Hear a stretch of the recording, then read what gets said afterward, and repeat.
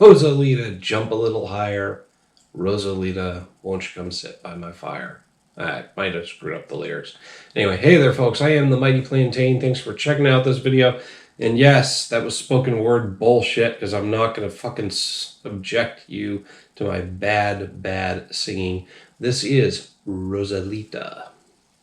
It is a blonde ale with hibiscus and agave, brewed by Barreled Souls Brewing Company in Saco, Maine.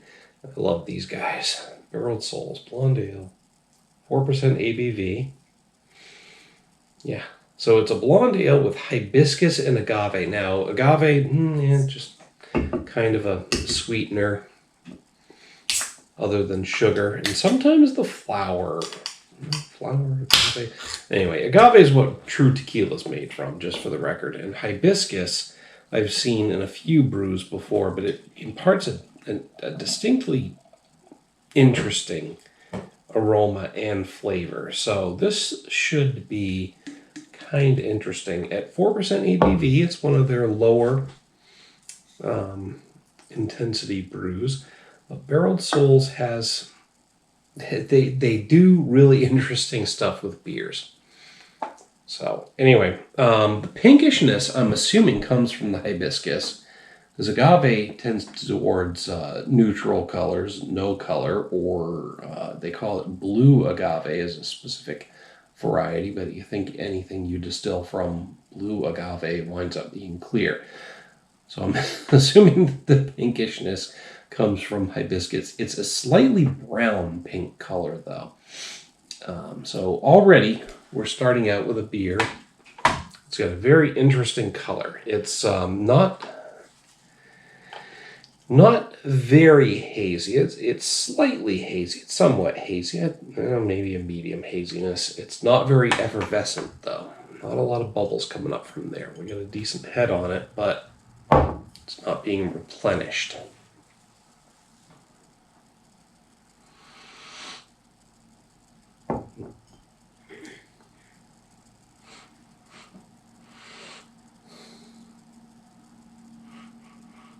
Not much there for an aroma.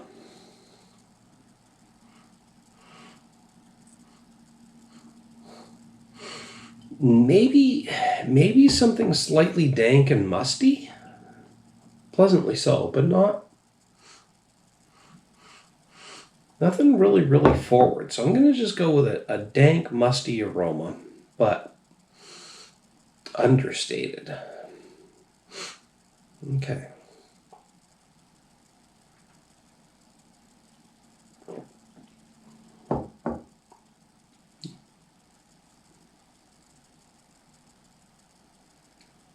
Not gonna lie, it's a little watery.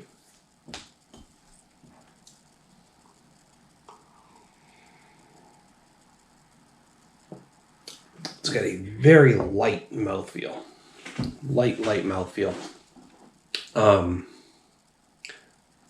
The flavor's a little more subtle.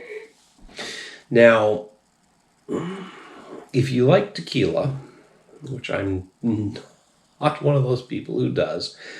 As I mentioned before, a true tequila is made from agave fruit, which is an agave beer.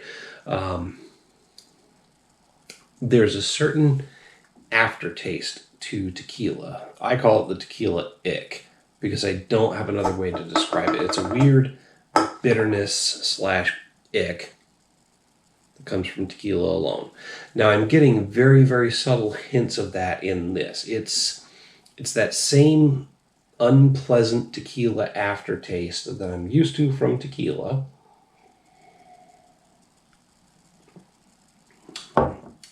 But to a less pronounced degree. Now, one thing I will say here, and I'm going to just go off on a little tangent.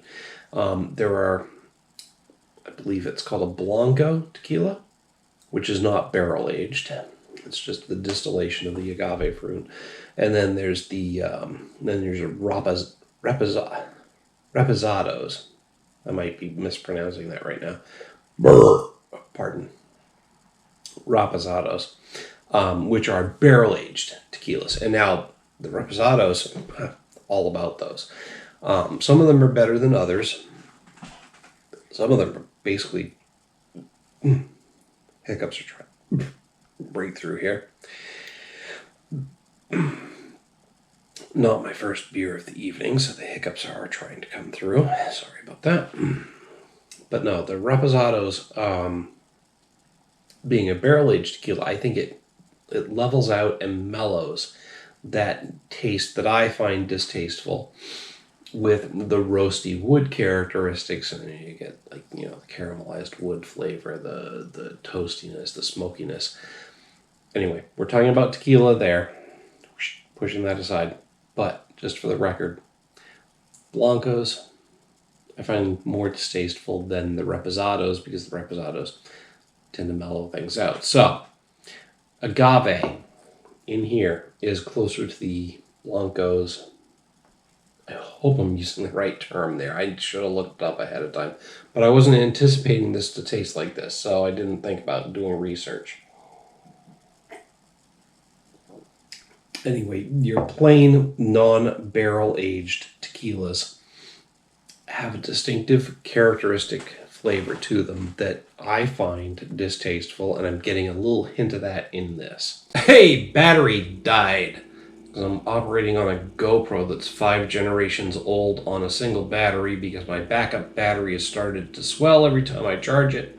Look, folks, 1,000 subscribers does not equal me getting paid for this YouTube channel, so the budget is bare bones and shoestring and all the other fucking stupid expressions. Anyway, as I was saying, Reposado versus Blanco. I prefer Reposados. Tequila ick. Underneath that is a slightly fruity beer flavor, a little bit of sourness, and a nice flowery hibiscus flavor. Hibiscus in and of itself is pretty interesting. It's like a lightly floral hop without the bitterness. But when you combine it with that tequila ick, it just doesn't work.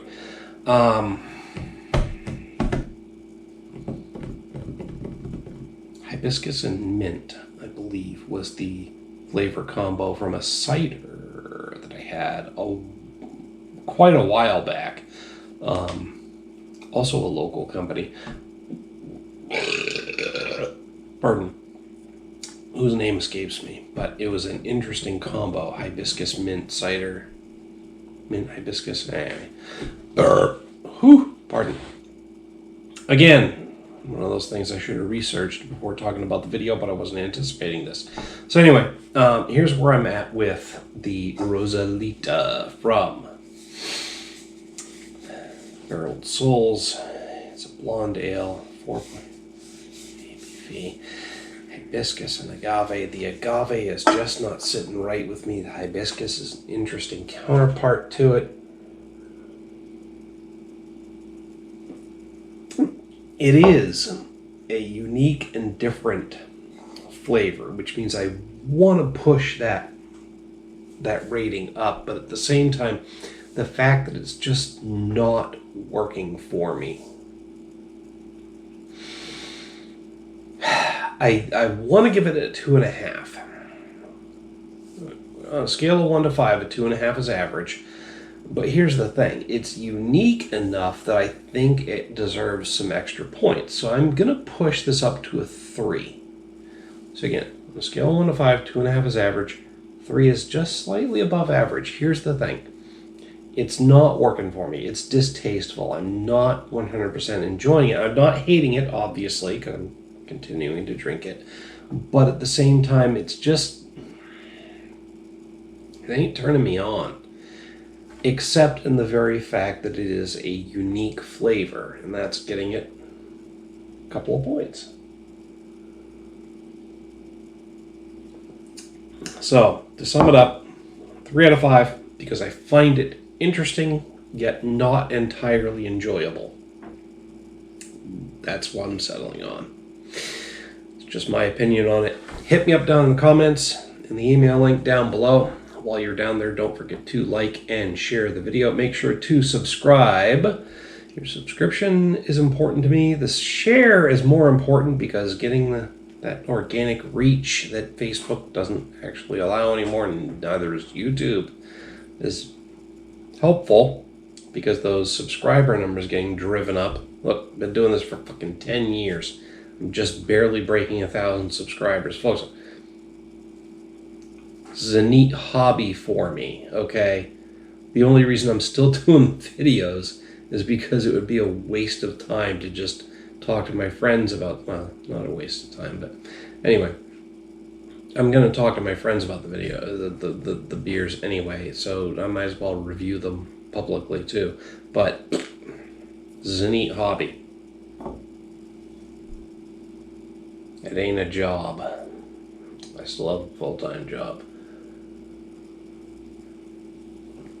All right, you know what? I'm done crying in the beer. That was pathetic, but I'm probably going to leave it into the video anyway. Like, share, and subscribe, please. Thank you. Appreciate it. Thanks for tuning in. Till next time. Cheers. All right, pity party's over.